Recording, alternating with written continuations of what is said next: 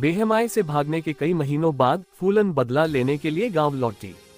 14 फरवरी 1981 की शाम को, उस समय जब गांव में एक शादी चल रही थी, फूलन और उसके गिरोह ने पुलिस अधिकारियों के रूप में पहनी हुई बहमई में शादी की।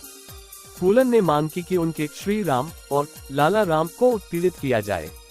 उद्धरण वांछित उन्होंने कथित तौर पर कहा, 2 व्यक्तियों को नहीं मिला और इसलिए देवी ने गांव के सभी युवकों को गोल कर दिया और एक कुएं से पहले एक लाइन में खड़ा कर दिया। फिर उन्हें फाइल में नदी तक ले जाया गया। हरे तटबंध पर उन्हें घुटने टेकने का आदेश दिया गया। गोलियों की बौछार हुई और 22 लोग मारे गए। बहमई नरसंहार ने पूरे देश में आक्रोश पैदा किया। उत्तर प्रदेश के तत्कालीन मुख्यमंत्री वीपी सिंह ने बेहमाई हत्याओं के मद्देनजर इस्तीफा दे दिया। 15 एक विशाल पुलिस अभियान शुरू किया गया था जो फूलन का पता लगाने में विफल रहा था। ये कहा जाने लगा कि मानहुड सफल नहीं था क्योंकि फूलन को इस क्षेत्र के गरीब लोगों का समर्थन प्राप्त था। रॉबिन हुड मॉडल की कहानियां मीडिया में घूमने लगी। फूलन को बैंडिट क्वीन कहा जाने लगा और उसे भारतीय मीडिया 12 के वर्गों द्वारा एक निडर और अदम्य महिला के रूप में महिमामंडित किया गया जो दुनिया में जीवित रहने के लिए संघर्ष कर रही थी। आत्मसमर्पण और जेल की अवधि। बहमई नरसंहार के 2 साल बाद भी पुलिस ने फूलन को नहीं पकड़ा था। इंदिरा गांधी सरकार ने आत्मसमर्पण पर बातचीत करने का फैसला किया। इस समय तक फूलन की तबीयत खराब थी और उसके गिरोह के अधिकांश सदस्य मर चुके थे। कुछ पुलिस के हाथों मारे गए थे, कुछ अन्य प्रतिद्वंद्वी गिरोह के हाथों मारे गए थे। फरवरी 1983 में वह अधिकारियों को आत्मसमर्पण करने के लिए सहमत हुई।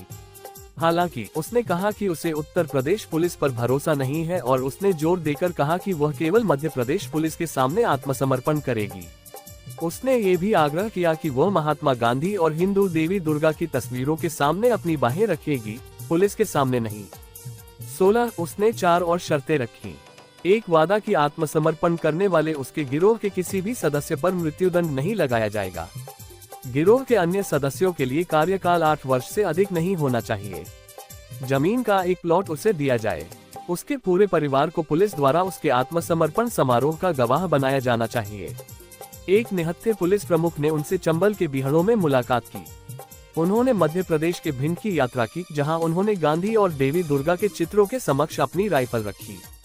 दर्शकों में मध्य प्रदेश के तत्कालीन मुख्यमंत्री अर्जुन सिंह के अलावा लगभग 10,000 लोग और 300 पुलिसकर्मी शामिल थे। उसके गिरोह के अन्य सदस्यों ने भी उसी समय उसके साथ आत्मसमर्पण कर दिया। डकैती, दस्यु और अपहरण के 30 आरोपों सहित फूलन पर 48 अपराधों का आरोप लगाया गया था। उसके मुकदमे को 11 साल की देरी हो गई। इस दौरान वह एक उपक्रम के रूप में जेल में रहा। इस अवधि के दौरान उन्हें डिम्ब ग्रंथि अल्सर के लिए ऑपरेशन किया गया और एक हिस्टेरेक्टमी से गुजरना पड़ा। अस्पताल के डॉक्टर ने कथित तौर पर मजाक में कहा कि हम फूलन देवी को अधिक फूलन देवी नहीं बनाना चाहते हैं।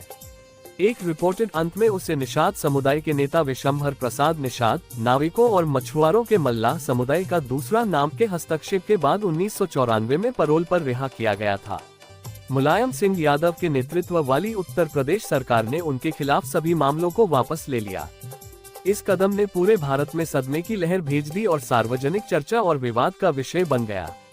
आमतौर पर फूलन देवी को डकैत के रूप में रॉबिन हुड की तरह गरीबों का पैरोकार समझा जाता था।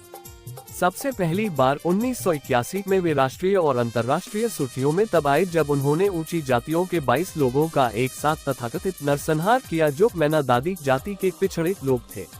लेकिन बाद में उन्होंने इस नरसंहार से इनकार किया था।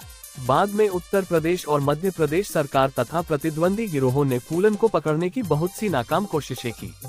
इंदिरा गांधी की सरकार ने 1983 में उनसे समझौता किया कि उसे मृत्यु दंड नहीं दिया जाएगा और उनके परिवार के सदस्यों को कोई नुकसान नहीं पहुंचाया जाएगा और फूलन देवी ने इस शर्त के तहत अपने 10,000 समर्थकों के समक्ष आत्मसमर्पण कर दिया।